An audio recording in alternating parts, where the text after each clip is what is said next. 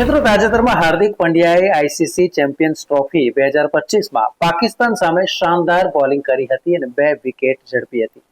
હાર્દિક પંડ્યાના ડિવોર્સથી લઈને તેની લાઇફસ્ટાઇલ મુદ્દે સતત તે ચર્ચામાં રહેતો હોય છે. ત્યારે આ વખતે આઈસીસી ચેમ્પિયન્સ ટ્રોફી 2025ની મેચમાં તે તેની બોલિંગ કે બેટિંગ કરતા પણ વધારે એક અલગ મુદ્દે તે ચર્ચામાં રહ્યો હતો. અને તે ચર્ચા ચાલતી હતી કે હાર્દિકે પહેરેલી કાંડા ઘડિયાળ.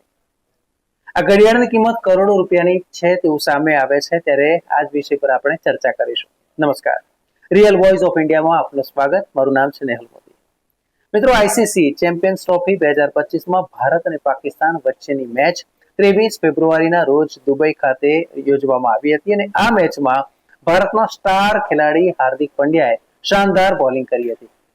8 ઓવરમાં માત્ર 31 રન આપીને 2 વિકેટ ઝડપી હતી અને આ મેચ દરમિયાન હાર્દિક એક અનોખી અને મોંઘી ઘડિયાળ પહેરેલો નજરે પડ્યો હતો, જેની તસવીરો સોશિયલ મીડિયામાં ખૂબ જ ઝડપથી વાયરલ થઈ હતી. આ ઘડિયાળની કિંમત કરોડોમાં હોવાનું કહેવામાં આવી રહ્યું છે. પાકિસ્તાન સામેની આ મેચમાં હાર્દિક પંડ્યાએ જે ઘડિયાળ પહેરી હતી તે રિચાર્ડ મિલ દ્વારા બનાવેલ Rafale Nadal skeleton dial addition કહેવાય છે. મીડિયા રિપોર્ટ્સ અનુસાર આ ઘડિયાળની કિંમત લગભગ ભારતીય રૂપિયા અનુસાર 7 કરોડ રૂપિયા જેટલી થવા જાય છે. આ પહેલી વાર નથી કે જ્યારે હાર્દિક પંડ્યા આટલી મોંઘી ઘડિયાળ પહેરીને જોવા મળ્યો હોય. મેચ દરમિયાન હાર્દિક આ ઘડિયાળ પહેરેલું જોવા મળતાની સાથે જ ચાહકો તેની કિંમત કેટલી હશે તે જાણવા માટે પણ ઉત્સુક બન્યા હતા. અહીં આપણે જણાવવાનું કે હાર્દિક પંડ્યા તેની વૈભવી જીવનશૈલી તેમજ મોંઘી ઘડિયાળના શોખ માટે ખૂબ જ જાણીતો છે.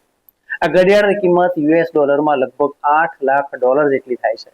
જોકે હાર્દિક પંડ્યા પહેલેથી જ તેની લક્ઝરિયસ લાઇફસ્ટાઇલ માટે જાણીતો છે, ત્યારે અનંત અંબાણી પણ રિચાર્ડ મિલની ઘડિયાળ પહેરે છે તે મુદ્દો પણ ચર્ચામાં રહ્યો. જે અનંત અંબાણી જે ઘડિયાળ પહેરે છે તેની કિંમત લગભગ 22 કરોડ હોવાનું સામે આવ્યું છે. ત્યારે આવો જાણીએ આ ઘડિયાળના ઇતિહાસને. મિત્રો, રિચાર્ડ મિલ એ સ્વિસ કંપની છે. વર્ષ 2001માં આ કંપનીની સ્થાપના કરવામાં આવી હતી. સ્વિટ્ઝરલેન્ડની આ કંપની છે અને આ કંપનીની ઘડિયાળની કિંમતો કરોડોમાં હોય છે. તેની લાઇટ વેઇટ ઘડિયાળ તે સેલિબ્રિટીઝમાં ખૂબ જ લોકપ્રિય હોય છે. આ કંપનીની મોટાભાગની ઘડિયાળ છે તે લિમિટેડ એડિશન હોય છે, મતલબ કે દરેક પાસે આ પ્રકારની ઘડિયાળ જોવા નહીં મળે.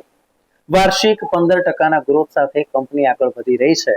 આપને જાણીને નવાઈ લાગશે કે વર્ષ 2001 થી વર્ષ 2018 સુધીમાં આ કંપનીએ માત્ર 32,000 ઘડિયાળોનું જ વેચાણ કર્યું છે.